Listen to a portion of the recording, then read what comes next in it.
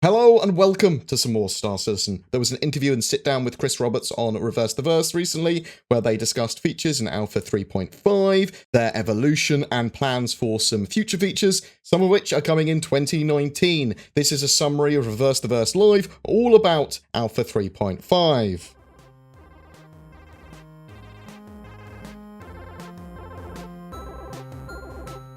Everything here is a summary and compression of basically what Chris Roberts said during that interview. The flight model is a step in the right direction for them, but requires more work and aspects to come together with balancing of weapons and items and ships, physical components, heat, power, missiles, and more over the coming patches. VTOL is getting a lot of work for 3.6 and will be much more useful for atmospheric flight as well as landings. Maneuvering thrusters are less powerful now in the new flight model, but in atmosphere you can make use of lift and things like that too. The new flight model is more efficient CPU and memory wise. It should allow for more ships in combat at once or on screen at once. It's a whole new way of flying as well. The systemic model adds to other mechanics that they're adding to the game as well, and is more suitable for their needs moving forward. Smaller single-seater ships, typically with size 1 quantum drives, shouldn't be able to jump massive distances in a single jump, as these drives require a lot of fuel and generate a lot of heat. They're not going to be jumping across from one side of a system to another in a single jumper. I think it's going to be multiple hops, potentially with a refuel on the way. Larger ships with larger drives will be able to jump across whole systems without as many stops, or will be more suited for that. And the large capital ship ones might be able to do that in a single hop, potentially. Smaller ships typically have a shorter range. Capital ships and carriers can carry these smaller ships to increase their range, and their operational useful range increases because of that. Larger ships might not be as fast, but they are better at extended range travel. Not only do larger ships have larger quantum drives, but also larger coolers and power plants to suit the needs for that long-range travel. They're also still dialing in the balance for quantum travel. Chris thinks having a constellation be able to jump between planets in a single jump might be a suitable sort of range for those medium-sized ships. The new DNA system and character customizer is going to continually get more added to it from patch to patch. This will include new heads, facial features, hairstyles, UI updates. They also talked about unifying male and female genders, so you can blend the different genders together, though that is more challenging for them. They will look at it in the future. 3.6 is planned to have new hair shaders and new hairstyles. Later, we will be able to have facial hair too. They have talked about exposing the hex code and DNA code. This is the information used to build your character and is sent to the remote clients to build characters' faces on someone else's PC or whatever, or your own. We could see DNA shared between characters in the future too, potentially. So when your main one dies, your next of kin might, as default, have a load of the aspects of your previous character. They are looking at asymmetrical faces for the future too, potentially. They can do it, sort of thing. They're looking at it. Maybe. We'll have to wait and see. There are landing pads on the tops of buildings on ArcCorp for missions in 3.5, but also for future missions too. These buildings will be opened up with interiors, at least some of them. They also want to use some of these for player habs. Habs will be physicalized and always persistent when they eventually are in fully. They are also working out basic persistent habs at the moment, where you sort of can move your items around, and that will be saved there between sessions and on the server for long periods of time. So that first iteration, that is going to be working for 3.5, and at least that's the plan. But eventually this will be us having physicalized addresses for habs that we can rent or buy and visit. They are looking at public transport to hab areas. They mentioned sky taxis, having players fly to their habs and land on it like you can on the top of the buildings in 3.5 at ArcCorp currently. There will be different types of habs that you can rent or buy eventually as well, and they do want windows and amazing views from some of these habs. There will eventually be more landing zones in areas at ArcCorp, but they're currently focused on getting the rest of the standing system complete for the most part, with its planets, moons, and major landing zones, as well as improvements in supporting tech. But we will eventually see more areas open up on Lorville, ArcCorp, and more. In fact, that they are still opening up more areas as they go down where appropriate. 3.5 has seen an additional train line from the starport at Lorville directly to the central business district. No-fly zones and restrictions are not where they want them yet. They want appropriate proportional management and prevention so that players don't ram groups of civilians on ArcCorp. But also gives players freedom to move around and explore the cool and the awesome sort of like scenics and vistas. They don't want you to land at the central plaza at ArcCorp either, so there needs to be ways of stopping players doing that. This could see flight lanes that you have to stay in on these sort of like built up planets, potentially no fly zones still, criminal ratings for doing certain things, automatic impounding or taking over of a player's flight control and flying them away from an area they're not supposed to be in. Basically, they just don't want to have to kill a player, like a kill wall or a fake wall or whatever. Player UIs and vehicle UIs in-game need a huge amount of work, apparently, and they're currently being entirely reworked. They are building their own tools for creating better, more contextual UIs too.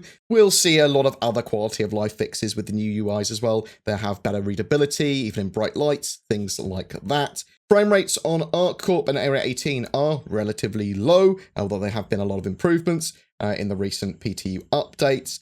Basically, they need object container streaming, the server side of that, to be completed, as there's a bottleneck with the server having too much of a large area that it handles, with thousands of properties and entities at the moment. General optimization is ongoing, but server-side object container streaming that they are currently working on, that should be pointed out, should fix the FPS problem to a high degree, and it is a requirement for the Stanton system to be completed for full persistence and server meshing. We will see servers sharing the load and handing off to each other with the first iteration of server meshing, and that will also sort of like be static servers handling individual planets and areas potentially that are always on for like those static servers in its first iteration. Eventually, this would be more dynamic servers spinning up and down based on the needs and population.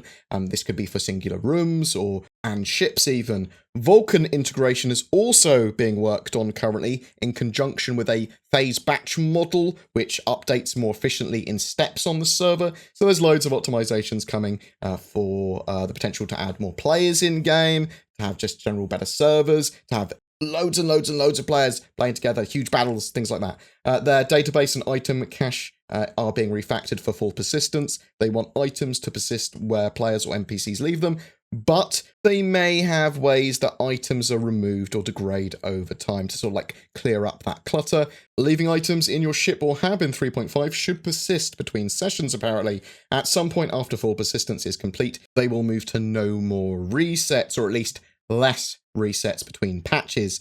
They will tell us when they're going to be 100% no more resets in the future, but less is always good. It's going to be based on their needs, but they don't need, once they've got these features in, to reset every major patch and every minor one. Full persistence and server-side object container streaming is being worked on now, and they've got plans to at least have them partly completed in 2019. Watch the roadmap for updates in the future. They will be updated to include them, apparently. We should see a lot of work going into those features in Q2 and Q3 of this year. This may also see more players in servers, as we mentioned too, but that's going to be based on the back end. If they can do it at that stage, then they probably will. VR support. So this requires them to have Vulkan in the game first. Vulkan is much better with GPU usage and optimization for their needs. They sort of like currently aim for 5,000 or less draw calls on screen at a time. With Vulkan, this could increase to 50,000 and allow for some amazing improvements, but also the performance level needed for VR and for them not to be render bound effectively.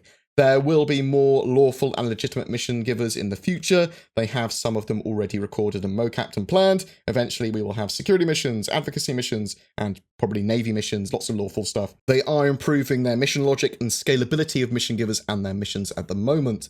The Issue Council has been incredibly useful to them for bug reports, player feedback, and triage. It helps the project massively. There is more multi-crew gameplay potentially coming this year that it is not shown on the roadmap yet. Permission systems for different access to consoles, controls, and doors for individual crew was talked about. They might have codes to access ship systems in the future. You type in on a pad.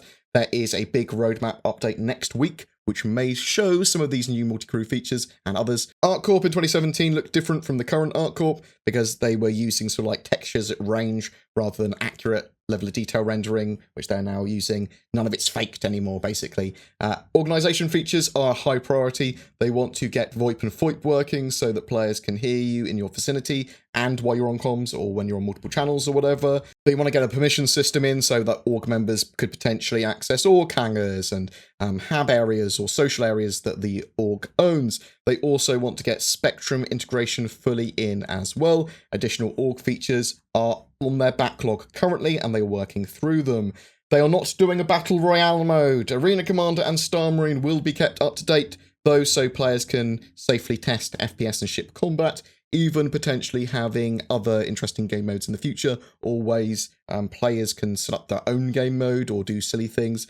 They are going to have roads and rivers in the future as well. Roads maybe as early as next year. And that was it for RtV this time. That was actually pretty good episode. I really like it when they interview Chris or Tony Zerovic, or they have gameplay and mechanics questions, or they look at the future of the game and actually answer bits based on their sort of like high-level design for it, or even what they've been enjoying recently, but they break it down in a sort of like more tangible way that I can actually get information about what's going on with the game and what went into building a particular piece that isn't just fluff. But if you've got any questions, or you enjoyed that, or didn't enjoy it, or whatever, I'd love to hear your opinions in the comments below. Every month we have a ship giveaway. This month, by popular demand again, it's for an Anvil Carrack. This time sponsored by Forgotten Heralds, a lawful private military company with a history grounded in UEE military service. They are recruiting at the moment and are a good choice for both veteran and new players alike.